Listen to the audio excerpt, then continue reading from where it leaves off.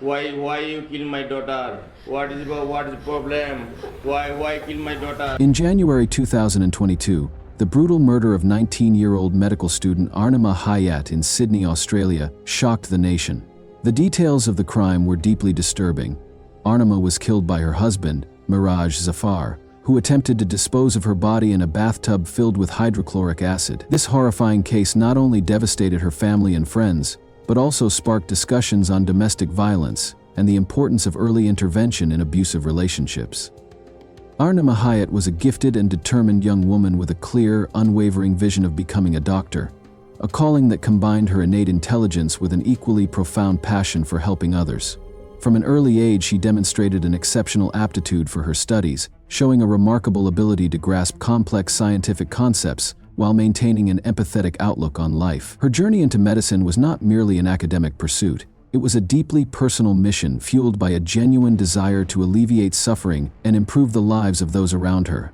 Raised in a nurturing home by her devoted parents, Mitu and Muhammad Hayat, Armina was instilled with the values of compassion, perseverance, and service to the community. Her achievements, both in the classroom and in her volunteer work at local health clinics, filled her family with immense pride and bolstered their high hopes for her future, a future they believed would shine brightly with promise and opportunity. However, despite the bright trajectory that her academic and personal life had mapped out, a shadow began to form over her existence when she entered a relationship with Miraj Zafar.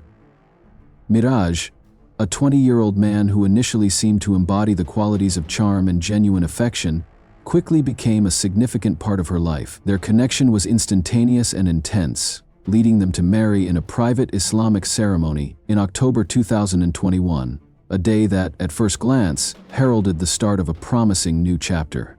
Yet beneath the surface of this union lay complexities and dark undertones that would soon unravel the fabric of her hopeful future. What began as a relationship full of potential and shared dreams tragically morphed into a relentless nightmare marked by the insidious onset of domestic abuse. In the span of a few short months, the love and promise that once defined her world were overwhelmed by fear, isolation, and control, ultimately setting the stage for the irreversible devastation that would follow.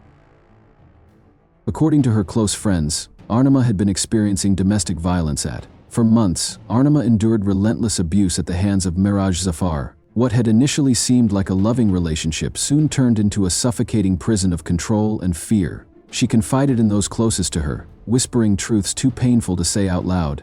Zafar was not the man he had pretended to be. Instead, he was possessive, manipulative, and terrifyingly violent. Every aspect of her life became subject to his oppressive scrutiny. He dictated where she could go, whom she could speak to, and how she should behave. The man who had once promised love and protection had become the source of her greatest torment. Armina contemplated leaving him on multiple occasions. She envisioned a future where she could escape his grasp and reclaim the life she had worked so hard to build, but fear paralyzed her.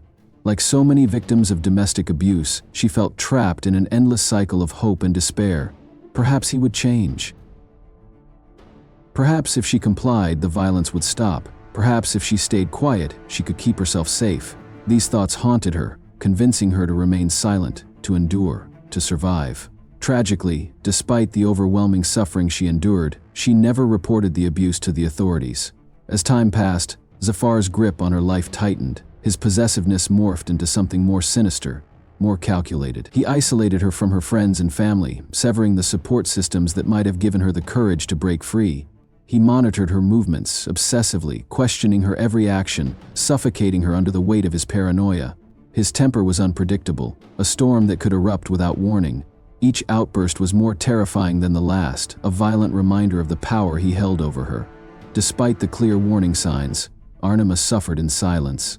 She had no way of knowing just how much danger she was truly in. By the time the full extent of Zafar's brutality was revealed, it was already too late. On January 30, 2022, emergency responders rushed to an apartment in North Parramatta, Sydney, after receiving a distress call that led to a horrifying discovery. Upon arrival, authorities were met with a gruesome and deeply disturbing crime scene. The lifeless body of 19-year-old Armina Hayat, submerged in a bathtub filled with hydrochloric acid. The air inside the apartment was heavy with the sharp, corrosive scent of chemicals, and the scene painted a grim picture of the brutality she had suffered in her final moments.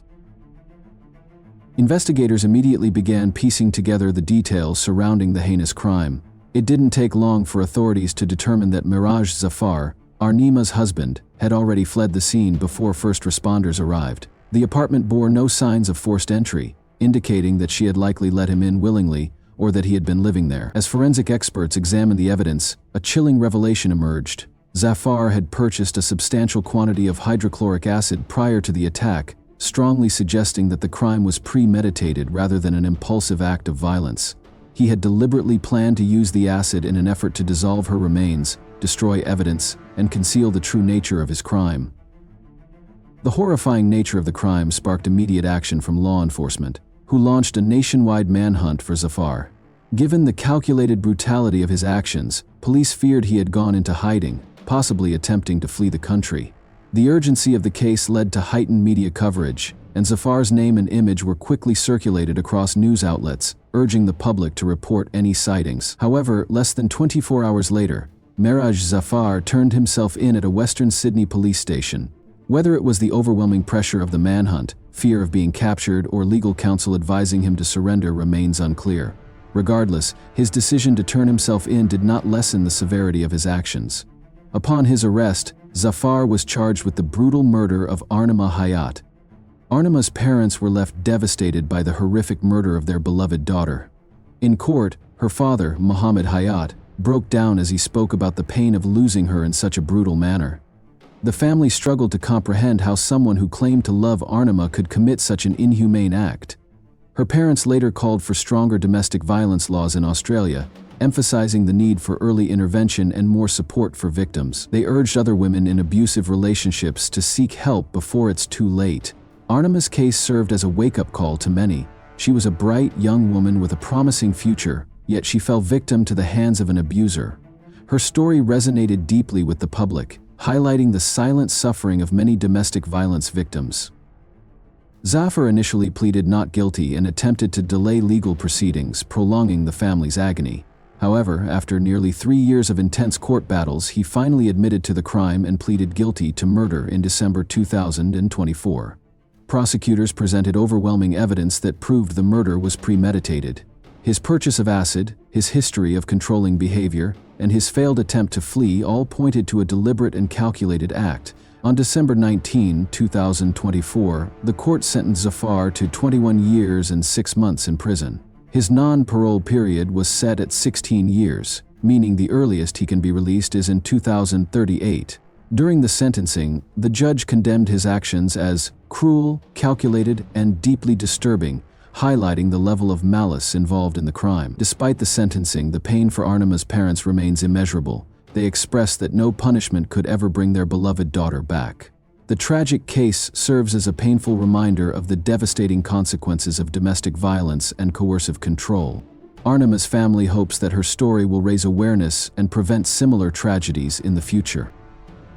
Arnima's tragic story sparked nationwide discussions on the urgent need for stronger domestic violence prevention measures. In Australia, statistics reveal that 1 in 4 women experience domestic abuse in their lifetime, a staggering reality that highlights the widespread nature of this crisis. Many victims, like Armina, suffer in silence, trapped by fear, coercion, and emotional or financial dependence on their abusers. Often they are unable to seek help until it is too late. Her case became a heartbreaking reminder of the dangers victims face daily and the devastating consequences of unchecked abuse. As her story gained attention, it shed light on the gaps in protective measures and the critical need for greater awareness, intervention, and support systems. Advocates called for stronger legal protections, more accessible resources for survivors, and widespread education on recognizing and preventing domestic violence. The discussion also emphasized the importance of encouraging victims to seek help before their situation escalates. While no action can undo Arnima's tragic fate, her case has become a catalyst for change, inspiring efforts to prevent future tragedies and ensure that victims are heard, supported, and protected.